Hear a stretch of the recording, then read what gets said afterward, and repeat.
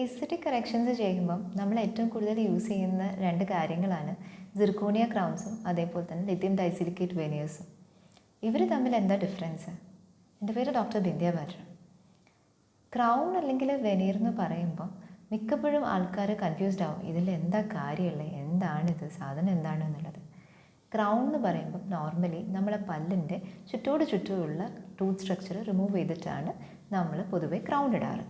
Veneer എന്ന് പറയുമ്പം പല്ലിൻ്റെ ഫ്രണ്ട് സർഫസ് മാത്രം റിമൂവ് ചെയ്തിട്ട് അല്ലെങ്കിൽ ബഫ് ഓഫ് ചെയ്തിട്ടാണ് നമ്മൾ വെനീർ ചെയ്യുന്നത്. ഇനിയിപ്പം ആർക്കൊക്കെ ക്രൗൺ ഇടാൻ പറ്റും, ക്രൗൺസ് ആരൊക്കെയാണ് യൂഷ്വലി ചെയ്യാറ് എന്നുള്ളത്. അതിൽ ഹൈലി മ്യൂട്ടിലേറ്റഡ് അല്ലെങ്കിൽ ഡാമേജ്ഡ് ആയിട്ടുള്ള ടൂത്ത് സ്ട്രക്ചർ ഉള്ള ഒരാൾക്കാണെങ്കിൽ ക്രൗൺസ് ആയിരിക്കും നല്ലത്. അതേപോലെ തന്നെ വലിയൊരു കേരീസ് ഉണ്ട്, അല്ലെങ്കിൽ റൂട്ട് കനാൽ ട്രീറ്റഡ് ടൂത്താണ്, അല്ലെങ്കിൽ അതൊരു ബ്രിഡ്ജിൻ്റെ ഉള്ളിലേക്ക് പോകാനുള്ള ഒരു പല്ലാണെങ്കിലൊക്കെ യൂഷ്വലി നമ്മൾ ക്രൗൺസ് പ്രിഫർ ചെയ്യുന്നതാണ് നല്ലത്. ഇനിയിപ്പം വെനീഴ്സ്, അതായത് ഒരു അൺഈവൻ സ്പേസിങ് ഉണ്ട്, ഒരു രണ്ട് പല്ലുകൾക്കിടയിൽ സ്പേസ് ഉണ്ട്, അല്ലാന്ന് വെച്ചിട്ടുണ്ടെങ്കിൽ ഒരു ചെറിയൊരു മാൽപൊസിഷൻഡ് ആയിട്ടുള്ളൊരു പല്ലുണ്ട്. അതായത് ഒരുപാട് മാൽപൊസിഷൻ എന്നല്ല പറയുന്നത്, ചെറിയൊരു പൊസിഷനിൽ അലൈൻമെൻറ്റ് വ്യത്യാസമുണ്ട്. അതേപോലെ തന്നെ ഒരു ഡിസ്കളറേഷൻ ഉണ്ട്. അങ്ങനെയൊക്കെയുള്ള കേസസിലാണെങ്കിൽ, അല്ലെങ്കിൽ ഒരു ചിപ്പ് ഓഫ് ഉണ്ട്, ഒരു ക്രാക്ക് ടൂത്ത് ഉണ്ട്, അങ്ങനെയൊക്കെ ആണെങ്കിൽ നമുക്ക് വെനീർ ഓപ്ഷൻ പോകുന്നതായിരിക്കും നല്ലത്. കൂടുതൽ ക്ലിയർ ആയിട്ട് ഓരോരുത്തരുടെ പേഷ്യൻസിൻ്റെ ഇതനുസരിച്ചിട്ട് ഡോക്ടർ ഡിസൈഡ് ചെയ്യും. ഞാൻ ജസ്റ്റ് ബേസിക് ആയിട്ടുള്ള കാര്യങ്ങൾ പറഞ്ഞു എന്നേ ഉള്ളൂ.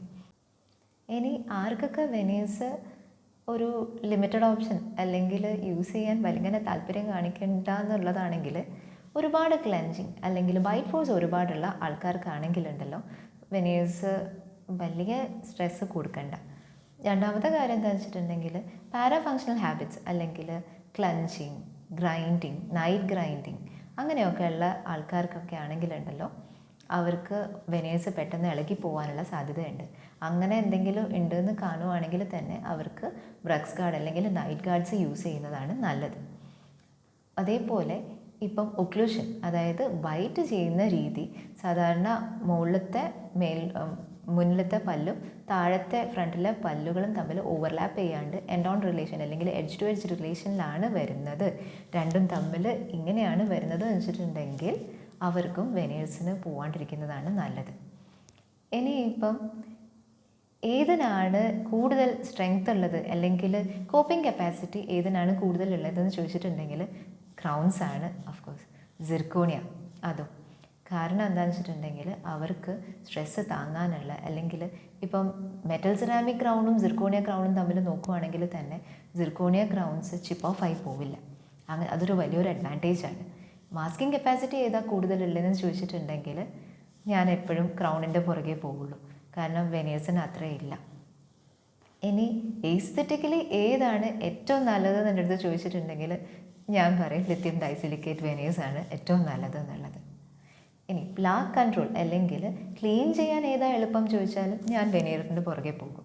കാരണം എന്താണെന്ന് വെച്ചിട്ടുണ്ടെങ്കിൽ വെനീഴ്സ് കുറച്ചും കൂടി ഗംസുമായിട്ട് കോമ്പാക്റ്റബിളാണ്, ബയോ കോമ്പാക്റ്റബിലിറ്റി കുറച്ചും കൂടി കൂടുതലാണ് ലിഥിയം ഡൈസിലിക്കേറ്റ് വെനീഴ്സിന്. ഇനി അടുത്ത പ്രാവശ്യം നിങ്ങൾ ഡോക്ടറെ കൺസൾട്ട് ചെയ്യാൻ, അതായത് ഫ്രണ്ടിലുള്ള ഒരു ആൻറ്റീരിയർ കറക്ഷന് വേണ്ടിയിട്ട് ഡോക്ടറെ കാണുന്ന നേരം ഈ പറഞ്ഞിരിക്കുന്ന പോയിൻറ്റ്സ് ഒന്ന് മനസ്സിൽ വെച്ച് കഴിഞ്ഞാൽ ഡോക്ടറുമായിട്ടൊരു ഓപ്പൺ ഡിസ്കഷൻ വന്നു കഴിഞ്ഞാൽ ഈസി ആയിട്ട് നിങ്ങൾക്ക് ഏതാ വേണ്ടതെന്നുള്ളത് കറക്റ്റായിട്ട് പിക്ക് ഔട്ട് ചെയ്യാൻ പറ്റും. Thank you.